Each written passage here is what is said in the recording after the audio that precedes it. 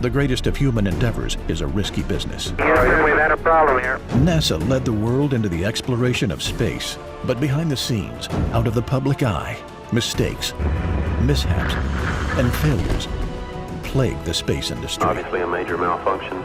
Discover how NASA space failures further exploration. Landing gear down and locked. Having fired the imagination of a generation, a ship like no other, its place in history secured, the space shuttle pulls into port for the last time. Its voyage at an end. The space shuttle program ended in 2011 after 133 successful missions. Mission complete, Houston. After serving the world for over 30 years, the space shuttle's earned its place in history and it's come to a final stop. When the first space shuttle launched in 1981, the program was the most groundbreaking, ambitious space exploration effort in human history. The science fiction concept of regular treks to and from space had suddenly become reality.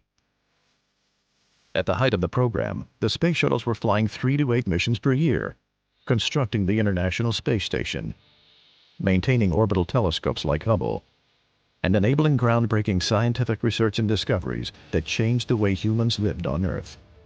But with literally millions of parts to this amazing flying machine, and a labor force of up to 7,000, the scope and complexity of America's space transportation system made mistakes almost inevitable. There was simply too many people and too many variables to expect nothing would go wrong, and on occasion, it did. Most space mistakes are caused by human error, a miscalculation, an oversight, a failure to call for an investigation when something doesn't look right, or even someone trying to do something good not realizing how it affects the entire system. A critical oversight left NASA's solid rocket boosters literally hanging by a thread and put unsuspecting civilians directly in the crosshairs of more than 1 million pounds of the most explosive rocket fuel on the planet. But first, because a material supplier was just trying to help, an astronaut's life is put in danger during a harrowing training exercise. The orbiter is the part of the full space shuttle that operates in space and returns to Earth. It is equipped with what is called an emergency egress slide. The slide is similar to the escape slides used on commercial aircraft, which have saved many lives. The orbiter's egress slide could be used in a transoceanic abort landing, a scenario which would force the shuttle launch to be aborted and the orbiter to land in the ocean, a critically dangerous scenario that would only play out if something went horribly wrong during launch. The slide could also be used in an emergency landing situation when the orbiter returns from space. During entry, descent, and landing, or EDL, the orbiter becomes a glider. The entire 5,000-mile flight through the atmosphere, starting at supersonic speeds of 17,000 miles per hour, is unpowered, with only restricted directional control available to the pilot. A series of banking maneuvers along with atmospheric resistance are used to slow the orbiter as it approaches for landing. With no engines, the orbiter has no ability to make a second landing attempt if something goes wrong. It cannot circle around for another attempt like a typical airplane. It has one chance to get it right. An obstruction on the runway or a mistimed or misaligned approach could result in the orbiter landing in a Florida swamp. The emergency egress slide was designed for just such a scenario. Although the slide was never needed during the history of the Space Shuttle program, learning to deploy and use the slide was a critical part of each astronaut's training regime. One training exercise went terribly wrong. Astronauts are assigned to missions based on experience or expertise in science or spaceflight, depending on mission objectives. Training for an assigned mission can take up to 3 months, while planning for that mission can take years. Astronauts' lives and health are tightly controlled during the intensive training phase. As launch day approaches, if an astronaut becomes injured or gets ill, the entire mission can be delayed, which can cost millions of dollars, and in some cases, narrow windows of success can be lost, such as repair missions to the Hubble Space Telescope. So once training begins, astronauts are closely monitored and protected. While training with the emergency escape slide, astronauts wear full flight suits, and before they can be cleared for launch, they must be able to fully deploy the slide and exit the orbiter in under 7 minutes. Atlantis Houston, MS3 ComCheck. Tab release. Visor.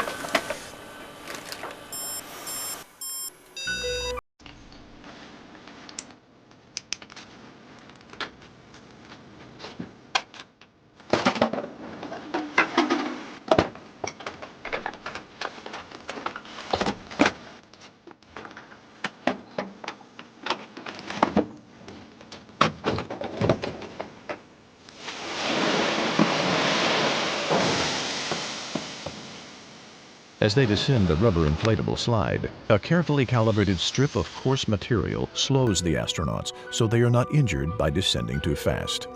This strip is called the deceleration strip. A decorated female commander and 2 other male crew members were training for an upcoming mission.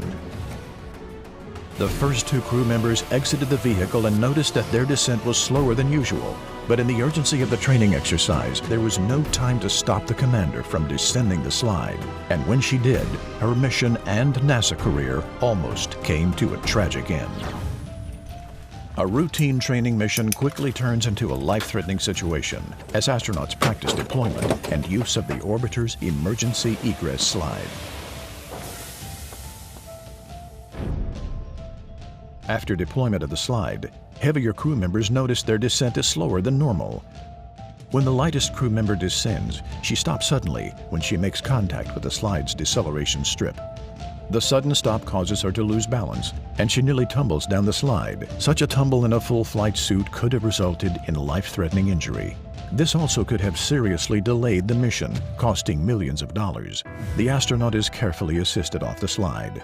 Training exercises are suspended, and an investigation is immediately launched. The deceleration strip is analyzed. Testing reveals that the material is 3 times coarser than it is supposed to be.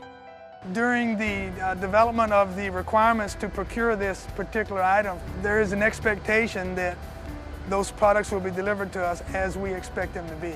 In disbelief, NASA contacts the supplier of the slides, and a grave concern emerges.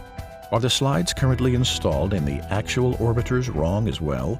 We design and we train and we provide equipment that is destined to go into the harshest environments of space. And our first priority on this is to make sure it's done safely.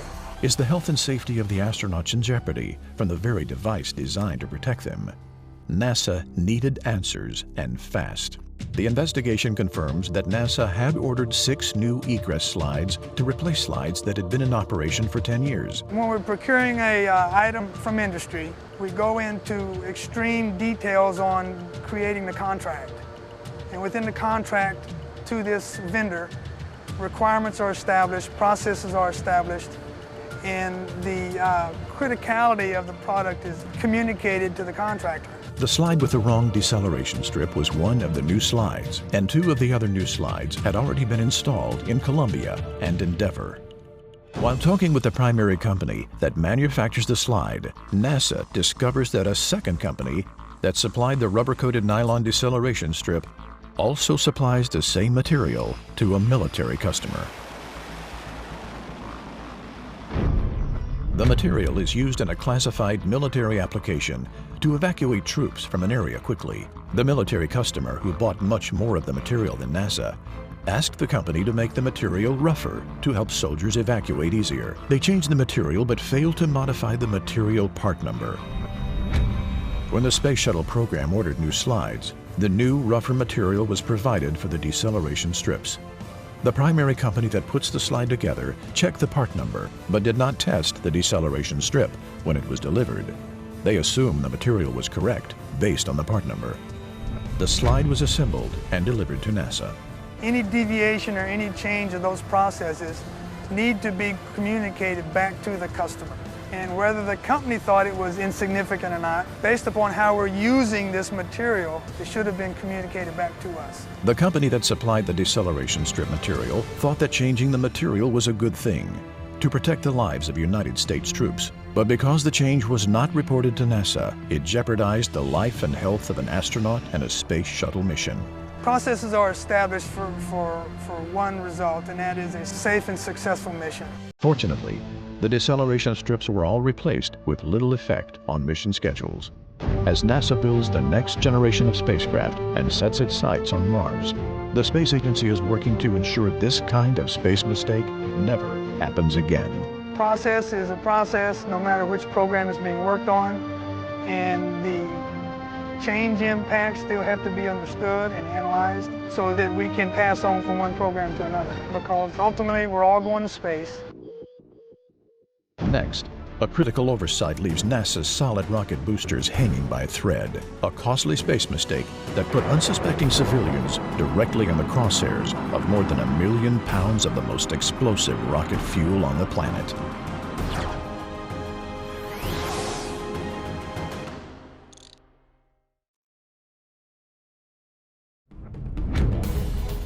NASA learns from their mistakes. Houston, we've had a problem. And NASA works hard to catch mistakes before it's too late. Space Shuttle program lessons are still being applied to today's new spacecraft. The Space Shuttle was comprised of 4 primary components. The orbiter, where the Space Shuttle is piloted and from which the astronauts live and work. The Space Shuttle main engines, or SSME, which are housed in the aft section of the orbiter and provide directional control during launch and descent. The external tank, which supplies the liquid hydrogen and liquid oxygen to the Space Shuttle main engines. Finally, the solid rocket boosters, or SRBs. The SRBs together provide the 6 million pounds of thrust needed to launch the Space Shuttle and escape Earth's gravity. The SRBs arrive at Kennedy Space Center in 4 sections, each weighing 325,000 pounds. The sections are transported from Utah across the nation by rail. The very earliest rockets were solid fuel rockets powered by gunpowder. Invented by the Chinese in the 13th century, they became weapons of war for the Chinese, Indians, Mongols, and Persians. Intercontinental ballistic missiles, like America's Minuteman and Peacekeeper, Russia's Topol, China's Dongfeng, and India's Agni 5, all utilize solid fuel because they can be stored for long periods of time and can launch on short notice. When the Space Shuttle launches, the Space Shuttle main engines are activated first. Then the SRBs are ignited. Once ignited, they cannot be turned off or stopped. Within seconds, the shuttle clears the launch pad. The power of the SRBs force the Space Shuttle through the resistance of the atmosphere and out of the grasp of gravity. As it ascends, the Space Shuttle travels faster and faster while gravity becomes less and less. The SRBs have a short but powerful life. They burn out and are jettisoned just 2 minutes after liftoff. The Space Shuttle main engines spend the remainder of liquid fuel from the external tank to reach orbit. The spent SRBs plunge harmlessly into the Atlantic Ocean, some 150 miles downrange.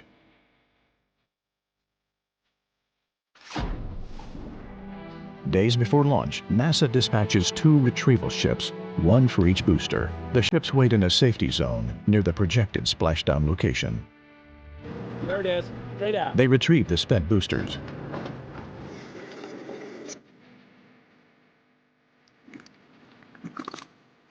And tow them back to Kennedy Space Center. The booster casings will be refurbished and used again. When the solid rocket booster's 6 million pounds of power is controlled and directed to reaching orbit, it is an incredible feat of human engineering. The Challenger disaster of 1986 is a painful reminder of the violence and destruction that happens when that power becomes uncontrolled. A seal between 2 rocket motor segments was damaged by ice before launch. 73 seconds into flight, gas from the burning solid fuel erupted through the seal. Challenger, go at throttle up. Challenger, go at throttle up.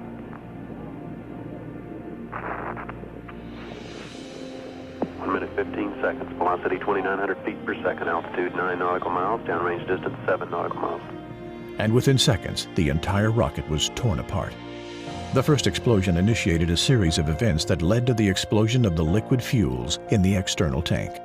None of the crew survived. Flight controllers here looking very carefully at the situation. Obviously a major malfunction.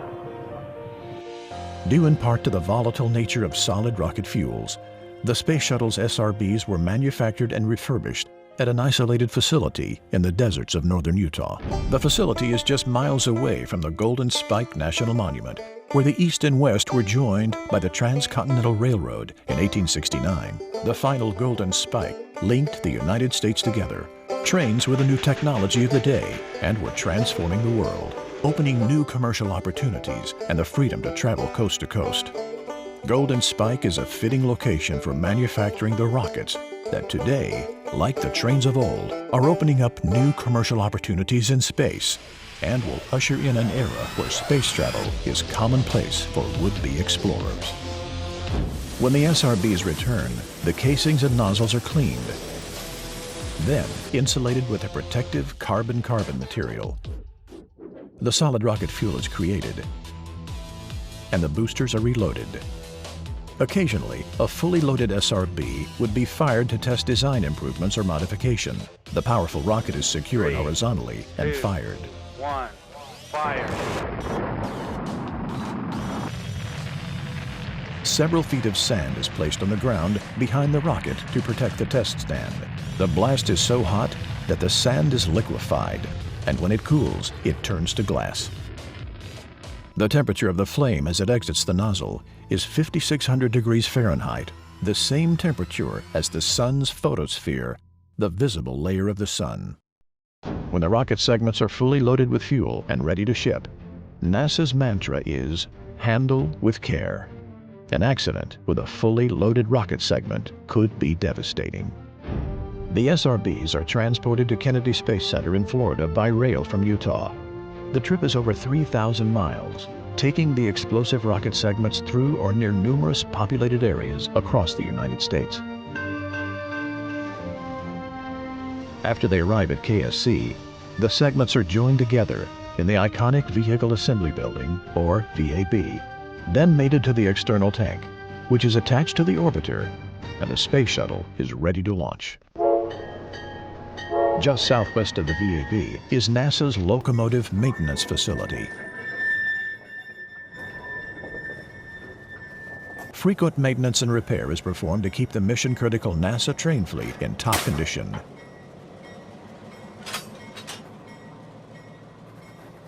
Chris Bryant takes care of the rail cars. Our main job is to maintain all the rolling stock as far as the cars, locomotives, anything to do with the railroad. That's what our job is. While Chris was working to replace a worn-out brake hose, he discovered a hidden problem that would forever change how NASA handles solid rocket motors. The day that we were working, our job was to do the hoses. That was required, and that's what we were doing. I was underneath hooking the hose, and it so happened to be where the center plate is. And my job by trade is a welder. So I'm always looking for cracks or anything, just something out of the ordinary. Just happened to look up and seen the crack. When I did, I reported it to my lead. At that point, we stopped everything. They knew that it was bad. I think it was out of about 63 or 64 inches of circumference in the weld, about 60, 61 inches was busted. The center plate was hanging by a thread. The magnitude of the crack was that of the 360 degrees around the center plate, the crack was 340 degrees. So there wasn't much holding it there. The center plate is the main bearing point, contact point between the railroad car body and the trucks, the part that they actually roll on. There is no other feature. There's no redundancy in its safety. And by that single point failure, it was just a matter of time before they separated. You would lose the solid rocket motor on a derail incident. Extremely concerning to the program. NASA immediately stopped all trains and launched an emergency investigation. The response was very quick. We had a lot of attention. They flew a bunch of people in, Alabama and the Marshall Flight Center, Houston. They had a lot of people here. NASA awarded Chris for discovering the issue, but what he did not realize at the time is that he may have prevented one of the biggest disasters in NASA history.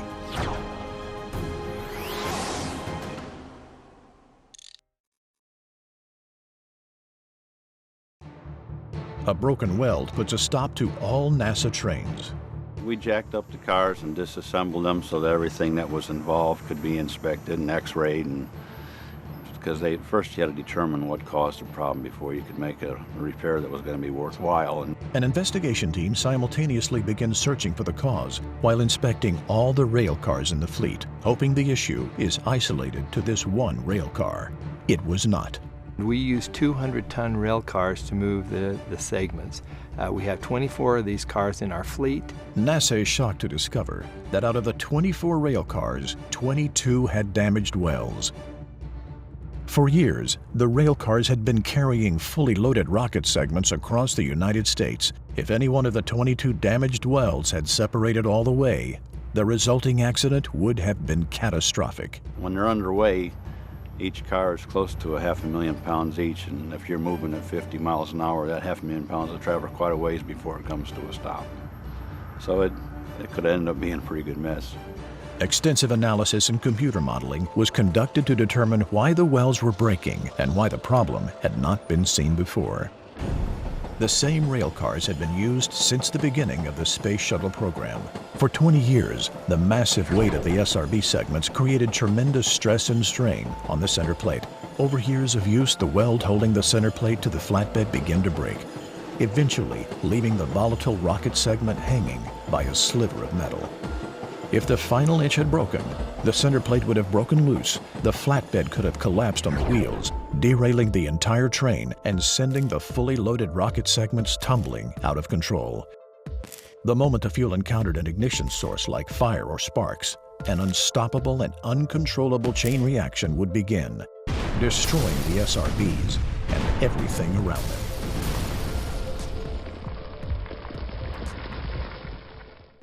On their trip from Utah, the trains traveled through both small and large towns. Had the weld completely failed in a populated area, an uncontrollable fire and explosions could have caused widespread damage to buildings and homes, and possibly loss of life. The fuel is highly toxic as well, which would have required large-scale evacuations.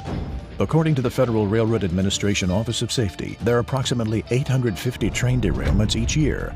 Many are minor, but some wreak destruction in their paths. Rail is still considered one of the safest and most cost-effective ways to transport goods across long distances. But when something goes wrong, the results can be devastating. The last tiny inch of the weld holding the center plate in place and one technician's timely discovery had prevented a possible program-ending accident that could have been second only to the loss of Columbia and Challenger.